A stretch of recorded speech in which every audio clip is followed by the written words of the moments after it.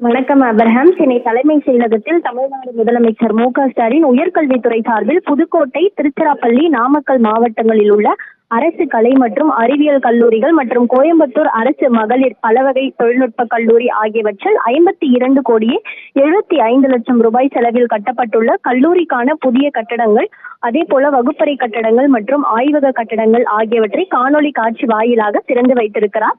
தமிழக அரசின் 2024-25 ஆண்டிற்கான நிதிநிலை அறிக்கையில் உயர்கல்வித்துறைக்கென 8,212 கோடி நிதியானது ஒதுக்கப்பட்டது. மேலும் உயர்கல்வித்துறை சார்பில் பல்வேறு புதிய அறிவிப்புகள் வெளியிடப்பட்டது. அதில் பல்வேறு கல்லூரிகள் மேம்படுத்தப்படும் எனவும், ஆய்வகங்கள் கட்டப்படும் எனவும், அதே போல வகுப்பறை கட்டடங்கள் புதியதாக நவீன முறையில் கட்டமைக்கப்படும் எனவும் பல்வேறு புதிய அறிவிப்புகள் வெளியிடப்பட்டிருந்தது. இந்த நிலையில் உயர்கல்வித்துறை சார்பில் புதுக்கோட்டை, திருச்சிராப்பள்ளி, நாமக்கல் மாவட்டங்களில் உள்ள அரசு கலை மற்றும் அறிவியல் கல்லூரிகள் மற்றும் கோயம்புத்தூர் அரசு மகளிர் பல்வகை தொழில்நுட்ப கல்லூரி ஆகியவற்றில் 52 கோடியே 75 லட்சம் ரூபாய் செலவில் கட்டப்பட்டுள்ள கல்லூரிக்கான புதிய கட்டிடங்கள், வகுப்பறை கட்டிடங்கள் மற்றும் ஆய்வக கட்டிடங்கள் ஆகியவற்றை காணொலி காட்சி வாயிலாக திறந்து வைத்திருக்கிறார்.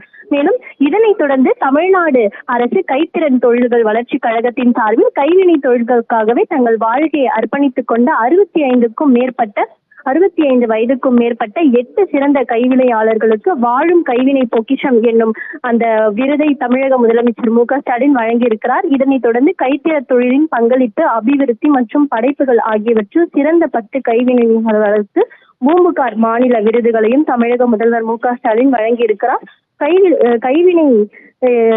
கைவினை தொழிலாளர்களை பாராட்டுவதற்கு, அவர்களின் திறனை ஊக்குவிப்பதற்கு, அதே போல அவர்களது திறனை வெளிக்கொணர்ந்து மற்றவர்களை ஊக்குவிப்பதற்கு தமிழ்நாடு கைத்திறன் தொழில்கள் வளர்ச்சி கழகத்தால் இவ்விருது ஆண்டுதோறும் வழங்கப்பட்டு வருகிறது. அதன் அடிப்படையில் 65 வயதுக்கும் மேற்பட்ட 8 சிறந்த கைவினையாளர்களுக்கு வாழும் கைவினை பொக்கிஷம், அதே போல கைத்திறன் தொழிலின் பங்களிப்பு, அபிவிருத்தி மற்றும் படைப்புகள் ஆகியவற்றில் சிறந்த 10 கைவினைஞர்களுக்கு பூம்புகார் மாநில விருதுகளை தமிழ்நாடு கைத்திறன் தொழில்கள் வளர்ச்சி கழகத்தின் சார்பில் தமிழ்நாடு முதலமைச்சர் மு.க. ஸ்டாலின் வழங்கியிருக்கிறார். அப்ரஹாம்.